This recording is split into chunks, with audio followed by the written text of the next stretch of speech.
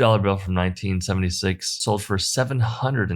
$2, and it's only when you flip the bill over that you can see that there is an offset printing error. To keep it very brief and to the point, during the printing process, there was an error that occurred that allowed this offset print to happen on the face or obverse of the front of the bill. So if you ever see anything like this, you could have a rare $2 bill that's worth a whole lot more than $2 because this one sold for $780. I just love talking about $2 bills. It's fun. Hopefully you're getting some value here. So this 1976 $2 bill sold for $862. Now when you're looking at the back of the bill, you may be wondering, oh my gosh, this bill is either cut or it's folded over. Well, when you flip it over to the front, you can see that it is indeed folded over. Now, if you understand the printing process, you know that the back of the bill is printed first and there is no error there. Then the front of the bill was printed and there was no error there as well, because if the fold happened before the second print, then you would see the second print on top of the back of the bill, if that makes sense. And for whatever reason, this bill went out into circulation. People were handling it before someone noticed that, hey, this is an error. This is a fold over error and it's worth money. And it's like, guys, these bills could possibly be out there. This one's graded at an extremely fine 45. You can see it looks pretty toned. There's multiple folds on the bill. This small little $2 bill sold for $862. I'll be very brief here, but this is a super cool large size bill. This is a $2 note from 1918. Now what collectors call this one is the battleship note, because you can see on the back of the bill there's a large battleship. Such a cool bill. I wish they did this today. It would make paper money so much more enjoyable. But what you guys need to know is that if you come across a bill like this, even if it's in a very fine 25 grade like this one is, it's still going to be a valuable bill, because again, this one sold for $576. If you enjoyed this video and think someone else would benefit from it, make sure you share it, hit the like button, subscribe, and I'll see you guys in the next video.